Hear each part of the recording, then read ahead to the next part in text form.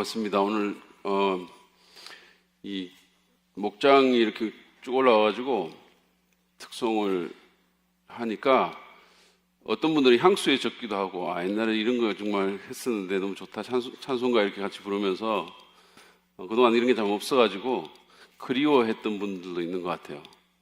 이제 한 번씩 해봐야 될 것 같고 또 새로운 어떤 감동이 있는 것 같습니다. 어쨌든 수고들 하셨고, 이게 이렇게 하면 MR 쓰고 막 이렇게 하면 고장 나고 뭐 무슨 문제 생기고 이렇게 하는데, 이게 아날로그로 하니까 정말 좋은 것 같아요.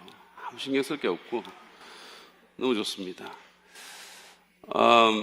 네, 저희가 다음 내일 모레는 부활주일인데 여러분들이 또 많은 분들이 예배에 오시고 또 댁에서 현장에서 예배하시는 분들도 부활의 감격과 기쁨이 넘치는 예배가 되도록 기도해 주시고, 또 부활주일 감사헌금으로 드리는 헌금들은 또 우리 교회의 비전을 이루는 일에 우리가 또 귀하게 사용하도록 그렇게 하겠습니다. 오늘은 성금요일이죠. 우리 한국말로는 성금요일인데 영어로는 Good Friday 그럽니다. Good Friday는 좋은 금요일이라는 뜻이죠.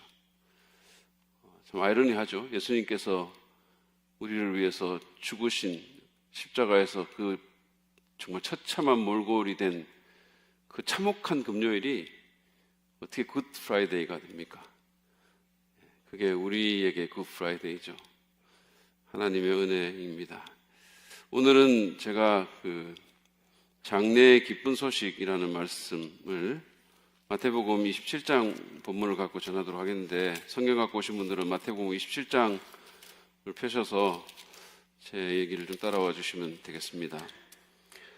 몇 년 전에 조지 부시, 아버지 부시 대통령의 장례식을 제가 영상으로 이렇게 본 적이 있습니다.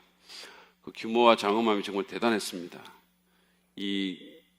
여러분들 지금 사진으로 이렇게 보고 있는데 미국의 그 전현직 대통령 내외가 쫙 다 있었고, 이 국립성당이죠. 워싱턴에 있는 그 국립성당에 수천 명의 조문객들이 있었는데, 그게 보통 사람들이 아니라 메르켈 총리라든지 캐나다 무슨 대단한 사람들이 다 모여가지고 돌아가신 그 대통령의 삶을 경축하고 애도하는 그런 모습을 봤어요. 되게 멋있었습니다. 되게 이렇게 장엄한 멋이 있었어요. 이게 참 한 사람의 삶이 좀 대단하다라는 생각이 들 정도였었습니다. 근데 여러분, 예수님의 장례식은 어땠을까요? 하나님의 아들이신데, 그분은 한 나라의 대통령이 아니라 하나님의 아들이신데, 한 국가가 아니라 온 세상이 나서야 되는 거 아닙니까? 엄청난 규모와 엄청난 위험으로 치러져야 되는 거 아닙니까? 근데 그런 일은 없었습니다. 예수님 같은 경우는 장례식조차도 없었죠. 그분은 오실 때처럼 초라하게 가셨습니다. 그러나 다행히도 감사하게도 시신을 싸서 무덤에 모시는 장례는 있었습니다. 식은 없었지만 누구도 그 순간에 거기서 그 삶을 셀러브레이트 하지는 않았지만, 그러나 장례는 있었습니다. 우리는 예수님의 그 십자가 고난과 부활에는 주목하지만 예수님의 장례에는 별 관심을 두지 않습니다.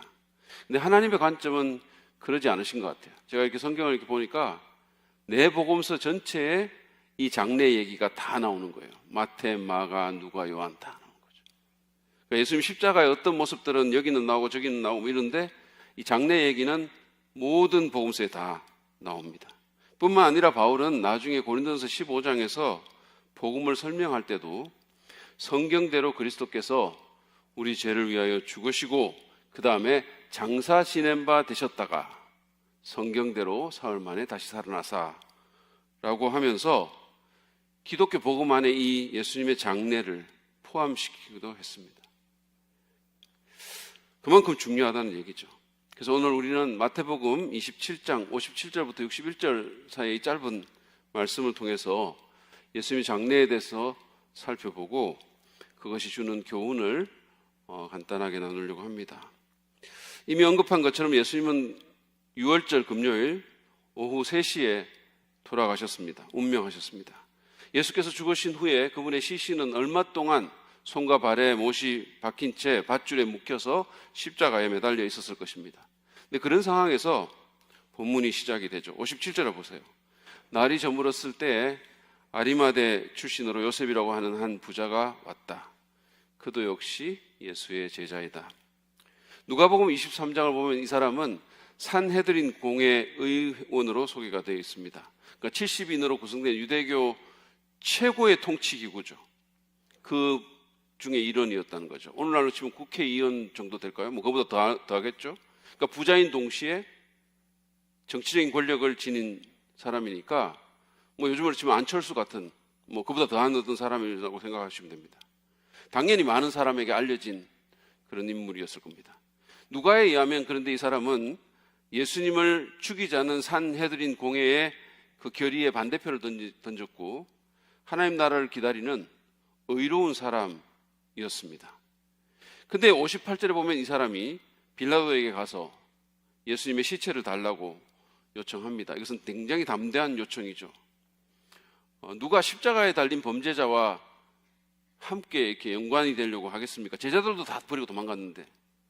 근데 이 사람이 가서 그렇게 한 거죠.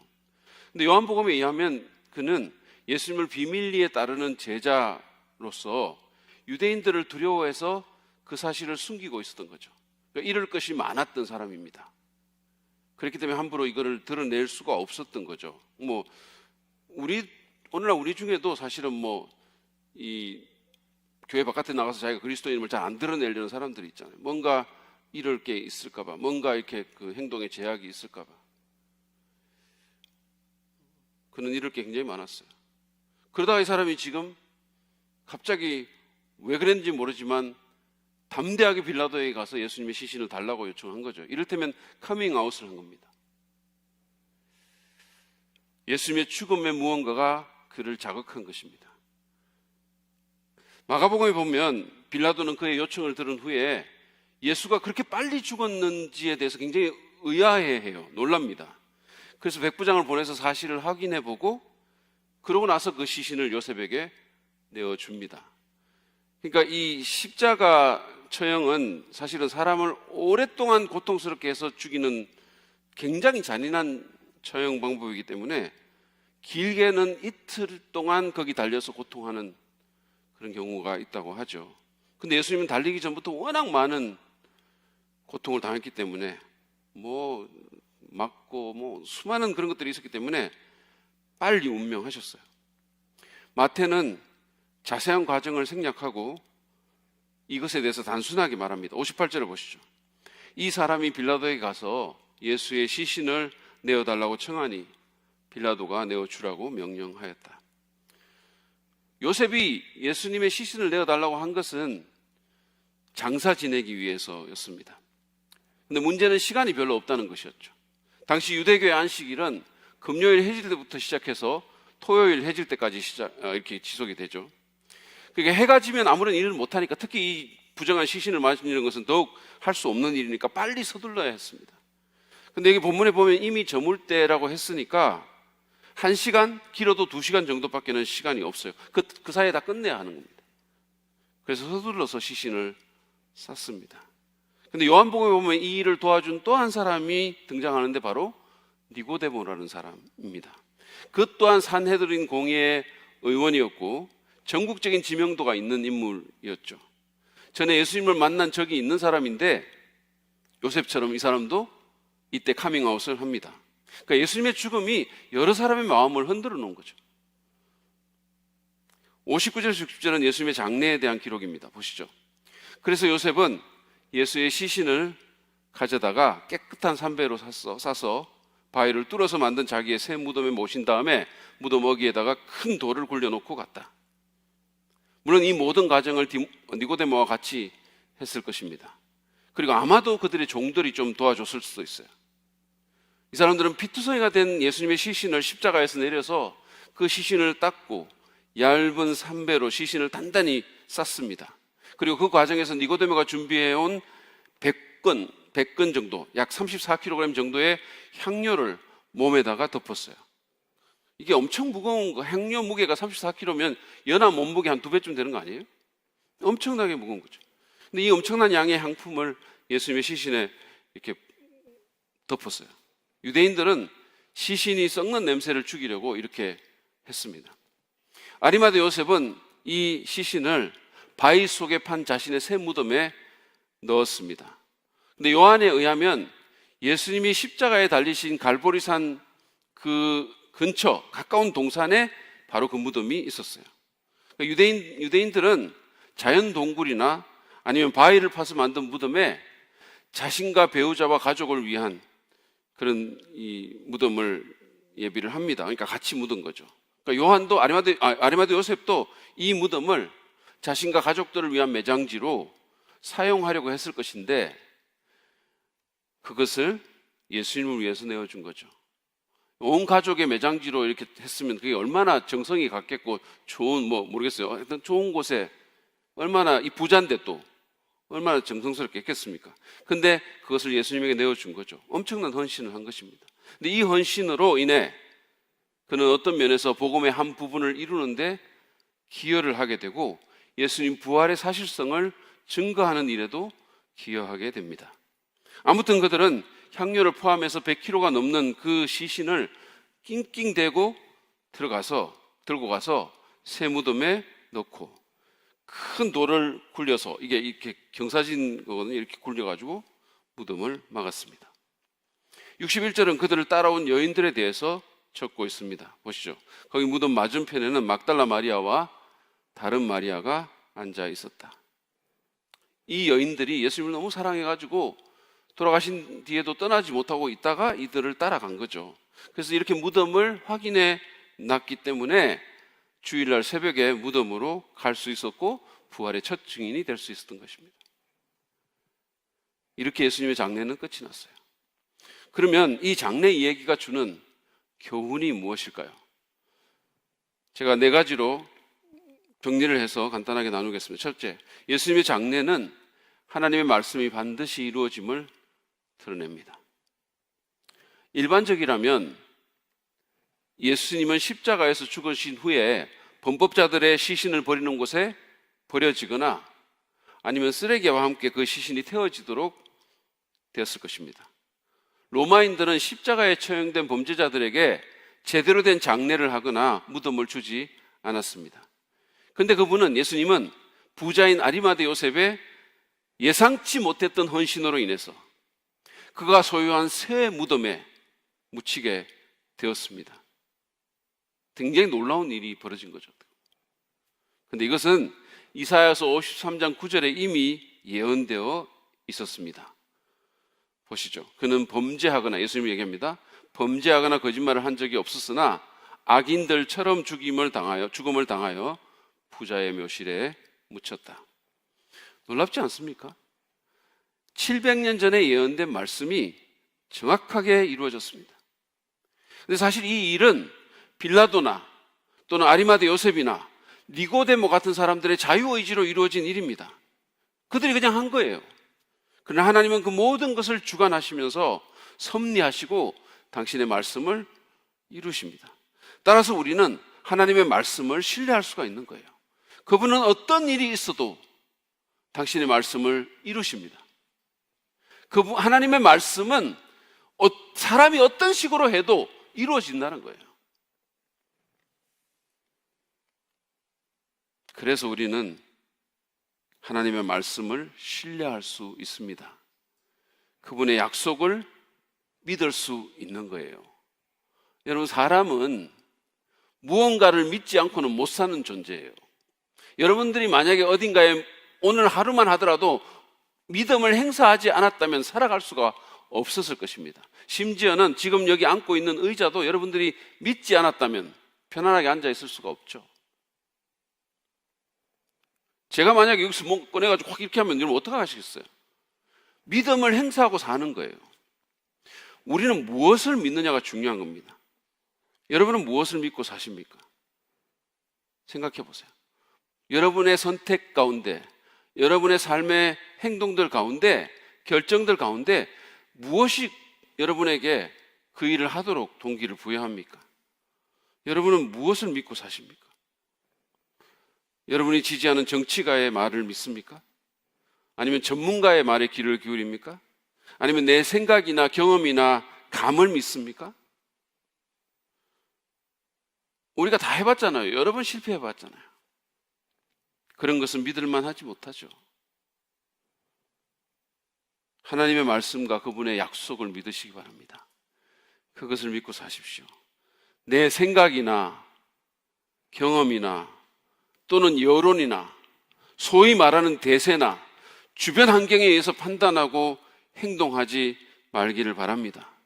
하나님의 말씀을 사실로 받아들이고 내 눈에 보이는 것이 또는 사람들이 말하는 것이 사실이 아니라 하나님의 말씀이 사실임을 믿고 그 말씀의 지침과 약속에 의거해서 선택하시고 결정하시고 자녀를 양육하시고 다른 사람을 대하시고 부부 생활을 하시고 그렇게 살아가시기를 바랍니다. 두 번째로 예수님의 장례는 예수님 부활의 진실성에 힘을 더해줍니다. 예수님의 장례 얘기는 예수님이 확실히 돌아가셨음을, 죽었음을 보여줍니다. 비판자들의 주장처럼 기절한 상태가 아니라 예수님의 시신이 유대인들의 정상적인 장례 절차를 다 거쳐서 34kg이나 되는 엄청난 향료와 함께 삼배로 단단히 쌓여가지고 무덤에 들어갔음을 보여줍니다. 여러분, 기절했다가 서늘한 무덤에 들어가서 정신을 차리고 나올 수가 없었다는 말이에요. 반대자들이 말하는 것처럼. 거기다가 유대인들의 장례는 큰 돌로 무덤 문을 이렇게 막는 걸로 마무리가 되는데 무슨 수로 기절했다 깨어난 자가 안에서 밖으로 그 돌을 밀어 올리고 나올 수 있겠습니까? 그럴 수 있었다면 그 자체가 기적인 거죠, 사실은. 더 중요한 것은 예수님이 묻힌 무덤이 있었고 그 무덤이 당시의 공적인 인물인 아리마대 요셉의 무덤이라는 사실입니다. 이게 예수님의 부활의 진실성에 힘을 더해주는 더 강력한 증거예요. 그 말은, 그러니까 예수님이 무덤이 있고 그 무덤이 아리마대 요셉의 무덤이라는 그 말은 예수님의 친구든 예수님의 대적들이든 원하기만 한다면 쉽게 찾을 수 있는 무덤이라는 뜻이에요. 저 시골에 있는 아무개의 무덤 그런 게 아니라는 얘기예요. 여러분 생각해 보십시오. 제자들이 부활의 소식을 전할 때 혹시 의심하는 사람이 있었다면 그들은 요셉의 빈 무덤을 가볼 수 있었을 것입니다. 그것을 증거로 제시할 수도 있었을 거예요. 또는 반대로 제자들이 예수님의 부활 소식을 전할 때 만약에 그게 사실이 아니었다면, 만약에 그게 조작한 것이었다면 권력과 군대와 돈과 정보와 인맥을 가진 그의 대적들이 쉽게 무덤을 찾아서 시신을 공개할 수도 있었다는 말씀이에요. 근데 그들은 그렇게 하지 못했죠. 왜냐하면 무덤은 비어 있었기 때문이에요. 수많은 사람들이 예수를 믿는데 속수무책으로 이들이 보고 있었어요. 아리마대 요셉의 무덤을 까면 되는데 못 갔어요. 왜냐하면 그 무덤이 비어 있었기 때문입니다. 그들이 했던 것이라고는 경비병에게 뇌물을 줘서 잠잘 때 제자들이 예수님의 시신을 훔쳐갔다는 루머를 퍼뜨리는 일밖에 없었어요. 근데 그것은 그럴 만한 범죄의 동기가 전혀 없는 일이고 불가능한 일이기도 했습니다. 로마의 군인들은 그렇게 만만한 사람들이 아니에요. 사실 지금 예수님 부활의 진실성을 주장하는 한 가지 중요한 근거가 뭐냐면 바로 빈 무덤이에요. 팀 켈러도 지적한 것처럼 예수님의 부활을 인정하지 않는 사람들까지 포함해서 대다수의 학자가 빈 무덤만은 사실로 받아들입니다. 만약에 예수님의 시신이 당시에 십자가 처형을 받는 일반적인 범죄자들처럼 장례 없이 버려졌다면 우리는 예수님 부활의 진실성을 증거하는 중요한 단서를 갖지 못했을 것입니다. 그러나 감사하게도 요셉의 헌신으로 우리는 부활의 진실성을 증거하는 논거와 단서를 갖게 된 것입니다. 세 번째로 예수님의 장례는 우리로 하여금 죽음을 두려워하지 않도록 도와줍니다. 여러분, 죽음에 대한 두려움보다 더 근원적인 두려움은 없죠. 모든 사람은 죽음을 두려워합니다. 사실은 우리가 코로나 바이러스를 지금 두려워하고 있는데 사실은 코로나 바이러스를 두려워하는 게 아니죠. 우리가 무슨 암을 두려워하는데 사실은 암을 두려워하는 게 아니죠. 우리는 죽음을 두려워하죠. 죽음 때문에 그 모든 것들을 다 두려워하죠. 이것은 진시황부터 김정은까지 다 마찬가지예요. 근데 예수님께서 죽음의 상징인 무덤으로 들어가셔서 그 어두운 것을 정복하시고 그곳을, 그러니까 사람이 사는 땅에서 가장 어두운, 가장 저주받은 그곳을 부활의 장소로 변화시켰어요. 가장 영광스러운 곳으로 바꾼 겁니다. 우리는 우리가 죽으면 어떻게 될까? 하나님이 나를 버리지는 않을까? 두려워합니다. 그러나 장래 이야기에서 우리가 보듯이 하나님은 예수님이 죽은 후에도 그분을 버리지 않으시고 그 시신마저도 돌봐준 사실을 우리가 보게 되는 거죠.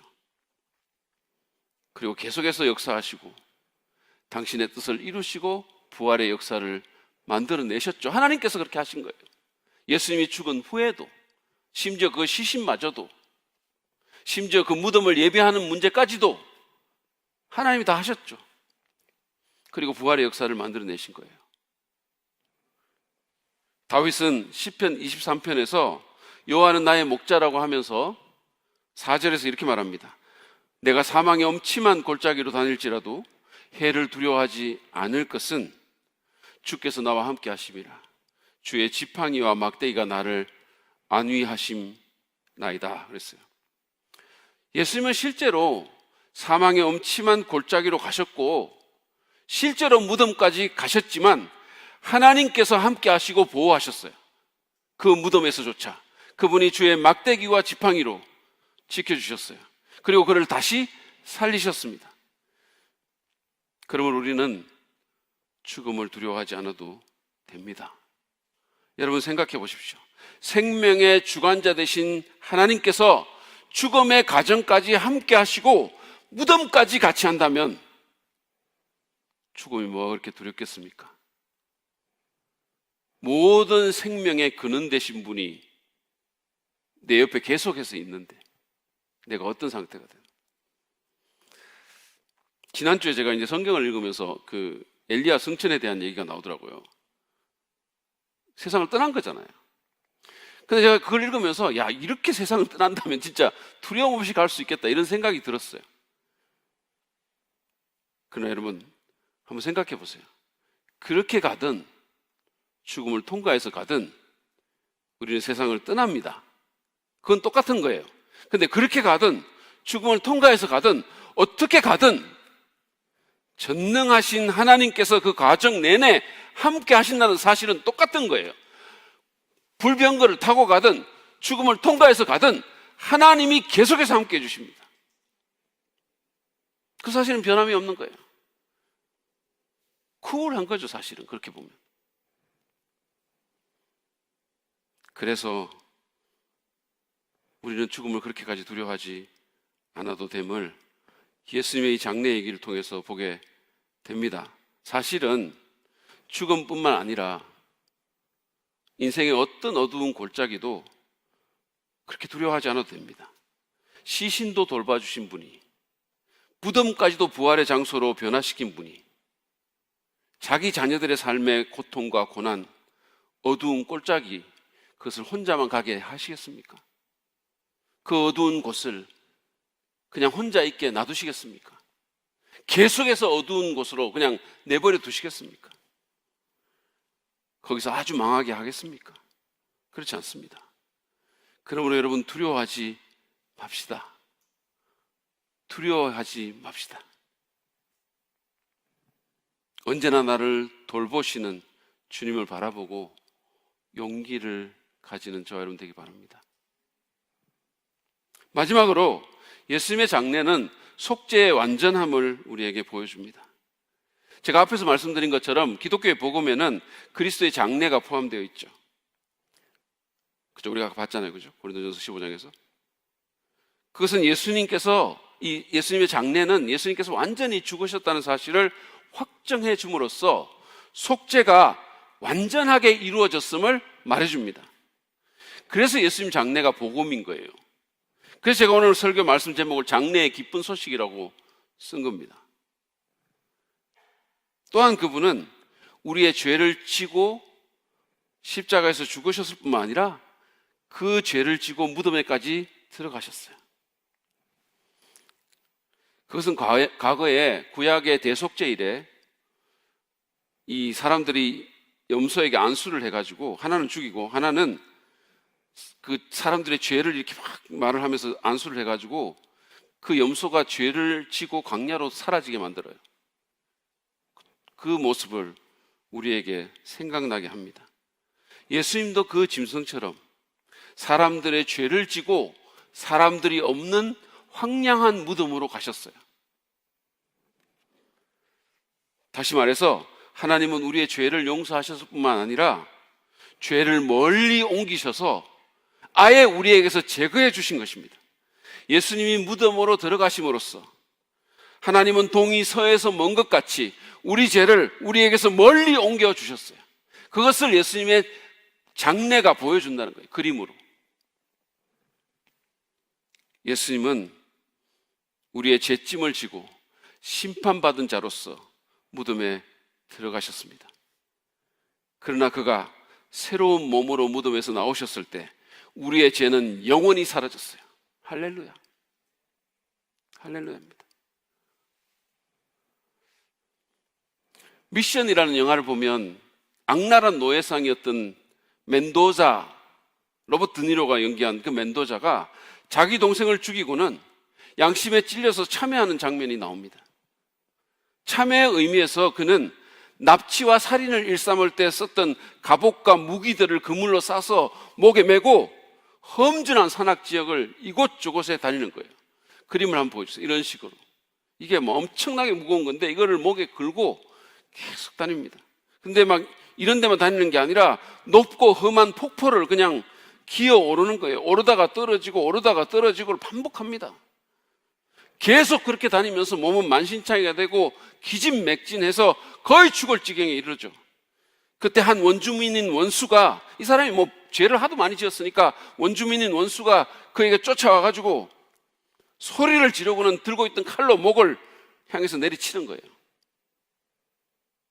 그의 목을 찌른 게 아니라 목에 메인 그 밧줄을 잘라버린 거예요. 그 모든 무겁고 혐오스러운 것들이 그에게서 떨어져 나갔습니다. 그 모든 짐들이 떨어져 나간 거예요. 그리고 그는 자유하게 되었습니다. 이것은 예수님 속죄의 정말로 아름다운 그림이에요. 하나님은 우리를 얽매고 우리를 죽이던 그 죄를 우리에게서 옮겨주셨어요. 옮겨주셨어요. 예수님의 장례는 이 놀라운 영적 진리를 그림으로 우리에게 보여줍니다. 윌버 챕만이라는 유명한 부흥사가 있어요. 복음 전도자입니다. 무디의 설교로 예수님 믿게 된 사람이에요. 이 사람이 언젠가라는 원데이라는 찬송가를 만들었는데 후렴이 이렇습니다. 살아서 그분 날 사랑하시고 죽어서 그분 날 구원하셨네. 묻히시어 그분 내 죄를 다 가져가셨네. 부활하시어 그분 나를 영원히 의롭게 하셨네. 언젠가 그분 다시 오시네. 영화로운 그날에. 할렐루야. 묻히시어 그분 내 죄를 다 가져가셨네. 이 찬송은 예수님이 무덤에 묻힌 사건과 우리 죄의 사라짐을 연결시키고 있습니다. 예수께서는 우리를 대신하여 우리의 죄를 지시고 그 죄를 무덤에 가지고 가서 우리를 완전히 해방시켜 주셨어요. 없애버리셨습니다. 여러분은 어떠십니까? 여러분의 죄짐을 내려놓으셨나요? 여전히 죄에 시달리고 있습니까? 여러분은 참으로 죄로부터 해방되셨습니까? 예수님이 가져가셨어요. 믿으시기 바랍니다. 예수님이 여러분의 모든 죄의 형벌을 받으시고 예수님이 그 모든 죄의 짐을 무덤으로 가져가 버리셨어요. 그래서 여러분들은 믿음으로 그 사실을 받아들이고 예수님의 공로에 의지해서 자유함을 누리시면 되는 겁니다. 주님께 감사하시면 되는 거예요. 멘도자처럼 내가 내 죄를 속죄하려고 하면 그거는 예수님의 죽음을 헛걸로 만드는 거예요. 그게 경건한 게 아니에요. 그게 잘하는 게 아니라는 말씀이에요. 예수님이 가져가셨어요. 내 모든 죄를 없애주셨어요. 할렐루야. 주님이 나를 살려주셨고 주님이 나를 해방시켰고 주님이 나를 자유케 하셨습니다. 그분을 믿으시기 바랍니다. 뭐를 해야 되는 게 아니라 마음을 다해 이 예수를 믿어야 되는 거예요.